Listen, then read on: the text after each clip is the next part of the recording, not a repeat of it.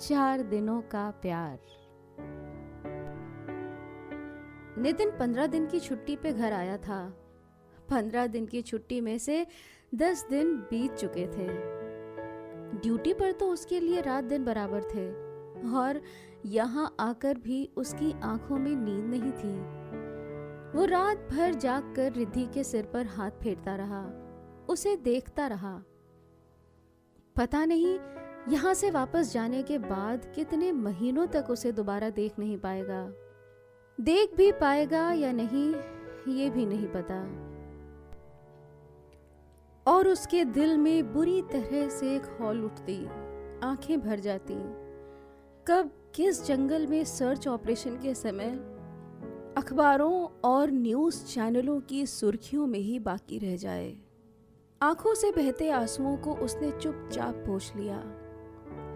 Commando है तो क्या हुआ, एक पति भी तो है जो अपनी पत्नी से जान से भी ज्यादा प्यार करता है। थोड़े से दिन की छुट्टियों में भी उसे घर की चिंता सताती रहती।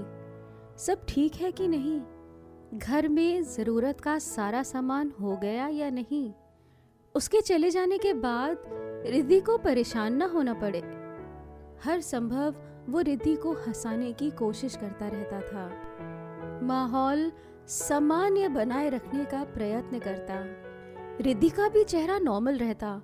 वो अपने पति के साथ दिन भर हंसी खुशी रहती, लेकिन दिल अंदर से बुरी तरह धड़कता रहता।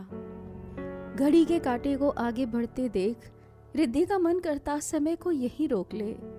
हर क्षण उसके मन की आकुलता बढ़ती जाती। मिलन के क्षण हर पल के साथ कम होते जाते। जब भी नितिन के फोन की घंटी बजती, उसके चेहरे पर तनाव घिर जाता और रिद्धि का दिल आशंका से धड़क उठता। कहीं किसी इमरजेंसी के कारण वापस तो नहीं बुला रहे। पति से मिलने के समय में खुशी के साथ ही एक फौजी की पत्नी के मन में आशंका की तलवार भी सिर पर सवार रहती है। नितिन रिद्धि को खुश रहने की पूरी कोशिश करता रहता ताकि उसके साथ मिले ये चंद दिन प्यार और सुकून से कट जाएं। लेकिन वो देखता कि रिद्धि की आंखें बार बार भर जाती। वो मुंह दूसरी ओर करके चुपचाप आंसू पोंछ लेती। नितिन के सीने में कसक सी उठ जाती। लेकिन वो कर भी क्या सकता था, ना तो उसके बस में कुछ था और ना ही उसकी समझ उसका साथ दे रही थी। अरे ये आप क्या कर रहे हैं? नितिन को रसोई घर में कुछ काम करते देखकर रिद्धि ने पूछा। वो अभी अभी नहाकर आई थी। पनीर की सब्जी बना रहा हूँ, नितिन ने जवाब दिया। आप बैठिए ना, मैं बनाती हूँ, रिद्धि ने प्यार से कहा। तू रोटी बना, आज सब्जी मैं अपने हाथ से बनाकर खिलाता हूँ। नितिन प्याज टमाटर काटते हुए बोला। रिद्धि ने देखा कितना खुश लग रहा था नितिन रसोई में काम करते हुए। हमेशा ग्रेनेड और बंदूक हाथ में थाम कर रखने को मजबूर हाथ आज अपनी पत्नी के लिए खाना बना रहे थे। काश ये खुशियों के, सुकून के, खिलखिलाहटों के पल यहीं थम जाएं और हमेशा बने रहें। क्यों कुछ लोग चैन से रहना नहीं चाहते और अपनी झूठी महत्वाकांक्षाओं की आग में बसे हुए घरों को स्वाहा करते रहते हैं। नितिन की छुट्टी के 15 दिन भी बीत गए। उस रात उसे वापस जाना था। रिद्धि नहाने गई तो बहते पानी के नीचे देर तक आंसू भी बहाती रही। सीने में अजीब सा दर्द हो रहा था। नितिन के सामने रोकर वो उसे कमजोर नहीं करना चाहती थी, इसीलिए शावर के नीचे ही अपने मन का गुबार निकाल रही थी। रात को जब बस स्टैंड तक छोड़ने के लिए ड्राइवर ने कार निकाल ली तो रिद्धि से फिर अपने आप को संभाला नहीं गया। वो नितिन के कंधे पर लगकर सिसक पड़ी। मत जाओ मुझे छोड़कर। पगली, तू तो हमेशा मुझे हिम्मत बंधाती रहती है। तू ही ऐसे कमजोर पड़ जाएगी तो मेरा क्या होगा? नितिन उसके सिर पर हाथ फेरता हुआ बोला। मैं कैसे रहूंगी आपके बिना? आजकल तो एक पल के लिए भी चैन नहीं मिलता। हर पल एक डर लगा रहता है। रिद्धि बिलखते हुए बोली, मेरे लिए रहना क्या आसान होता है तुम्हारे बिना? बस कुछ ही महीनों की बात है, सरहद और सीमा के आसपास के इलाकों में शांति हो जाए, फिर मैं तुम्हें भी अपने साथ ले चलूंगा या अपनी पोस्टिंग यहाँ करवाने की कोशिश करूंगा। अपने कमांडो पर भरोसा रखो, तुम्हारा प्यार साथ है ना मेरे, विश्वास रखो, मुझे कुछ नहीं होगा। नितिन ने उसे गले लगाते हुए बोला। नितिन का मन भी अंदर से अजीब सा हो रहा था। रिद्धि को छोड़कर ड्यूटी पर वापस जाना था, सोचकर ही उसकी जान पर बन रही थी। लेकिन ड्यूटी तो ड्यूटी है, हर हाल में निभानी पड़ेगी। और वो ठहरा पैरा कमांडो, उसके कंधों पर तो देश की अतिरिक्त जिम्मेदारी थी। आया भी तो वो पूरे 7-8 महीने बाद था, वो भी बस चंद दिनों के लिए। पिछले 8 महीनों से वो लगातार सर्च ऑपरेशन पर ही आतंकवादियों की धरपकड़ में जंगल जंगल और खतरनाक इलाकों में घूमता रहा था।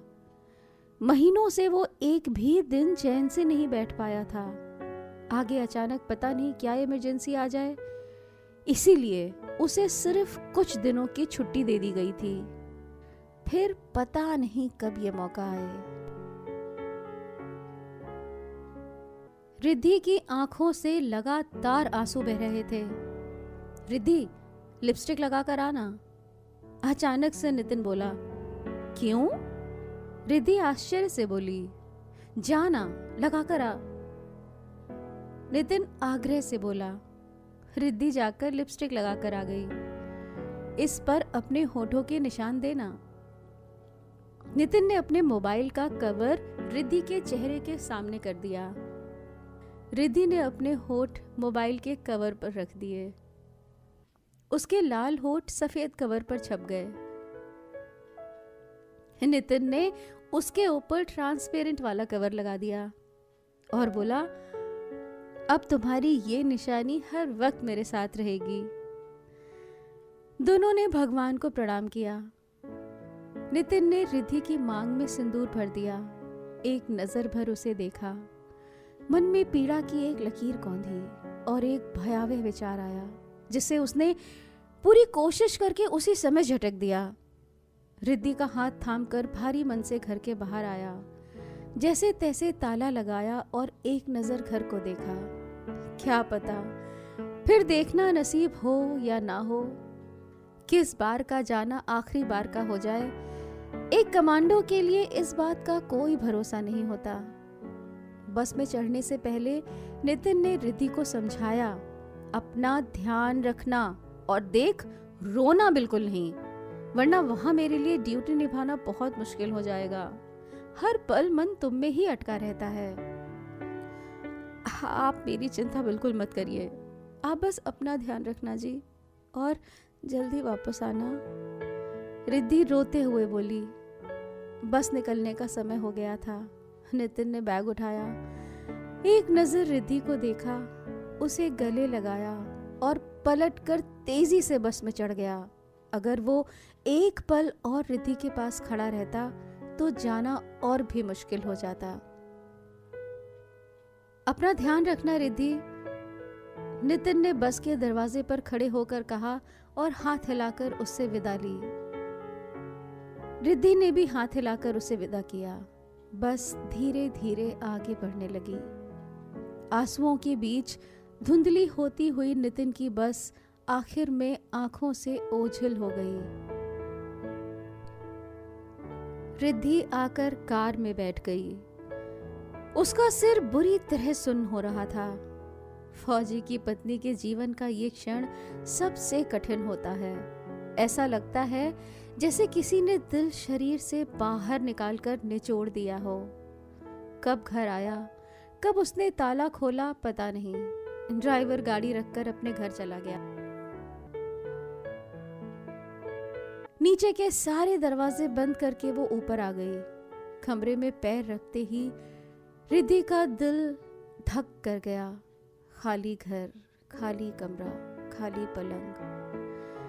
कटे पेड़ सी वो पलंग पर लेट गई।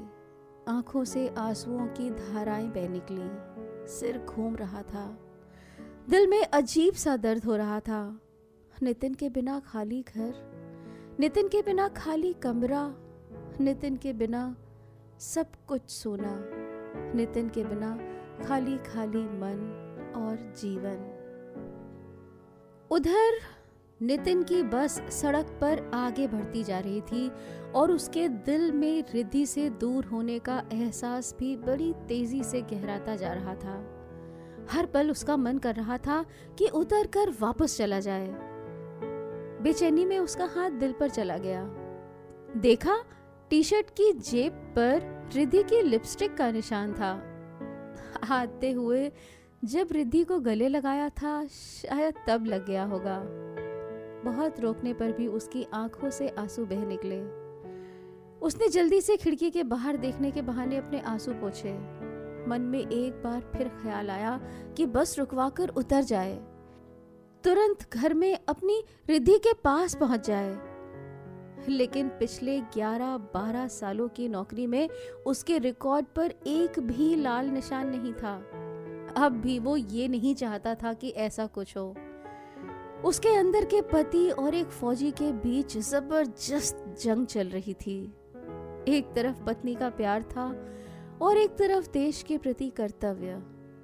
इस समय दोनों ही भावनाएं पल पल में एक दूसरे पर हावी हो रही थी। दोनों का ही आवेग उससे संभाला नहीं जा रहा था। उसने अपनी जेब से मोबाइल फोन बाहर निकाला। उसके कवर पर रिद्धि के होठ छपे थे। नितिन ने उस पर अपने होठ रख दिए। बस शहर से बाहर निकल चुकी थी। उसने सोचा रिद्धि भी अब घर पहुंच गई होगी। नितिन ने उसे फोन लगाया। रिद्धि पलंग से पीठ टिकाकर बैठी थी। तभी नितिन का फोन आया। उसने तुरंत फोन उठाया।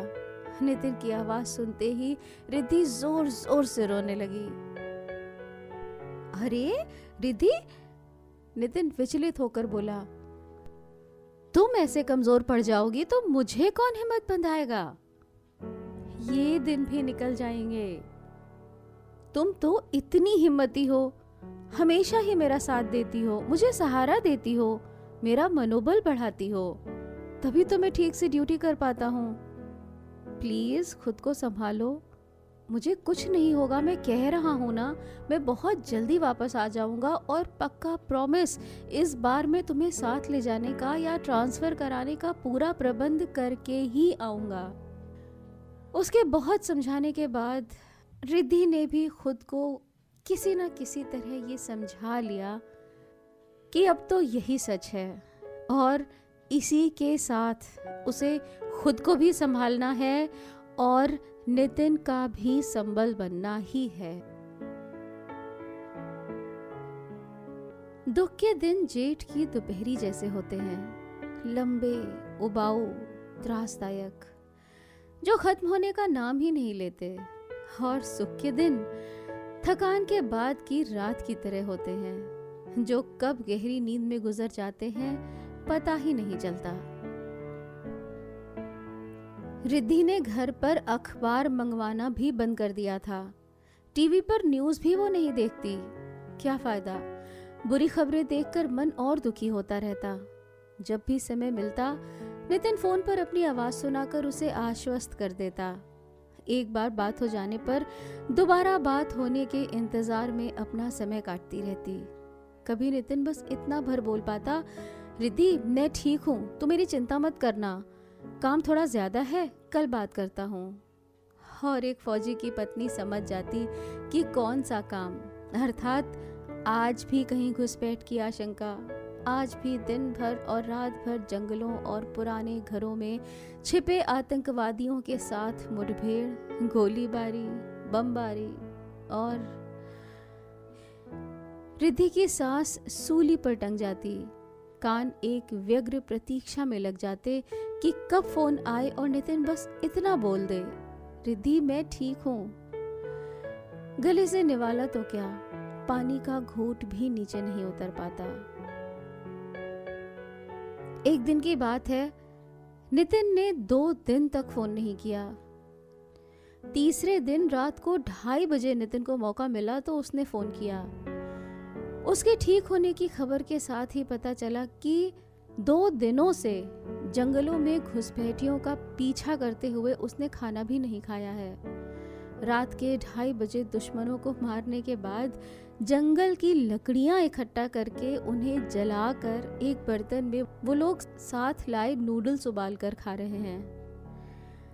नितिन और उसके 4 साथी कमांडो। रिद्धि का जी भर आया, गले में कुछ अटक गया।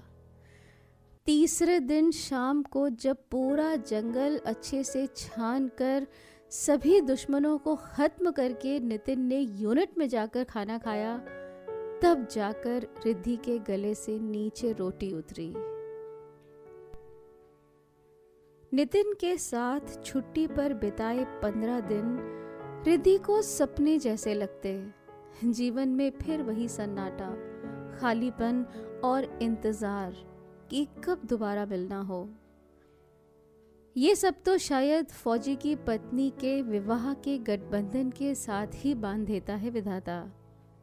फौजी तो एक ही सरहद पर ड्यूटी देता है, लेकिन फौजी की पत्नी रात दिन डर, आशंकाओं, अकेलेपन, असुरक्षा, खालीपन की ना जाने कितनी सरहदों पर रोज अनगिनत जंग लड़ती है, और तब भी अपने अंदर चल रही सारी जंग को छुपाकर अपने पति को ढांढस बंधाती रहती है, ताकि वो देश के प्रति अपने कर्तव्य को भली भांति निभा सके। नितिन से बात करके रिद्धि को चैन आता, पर ये चैन कितनी घड़ी तक बरकरार रह पाएगा, अगले ही पल क्या होगा, ये रिद्धि को नहीं पता था।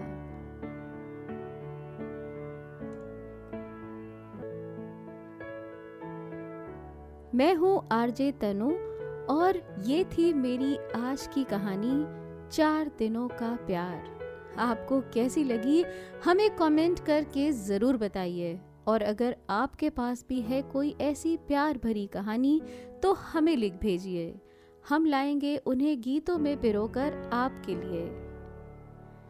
And yes, do not forget to subscribe and like my YouTube channel Love Stories by RJ Tanu.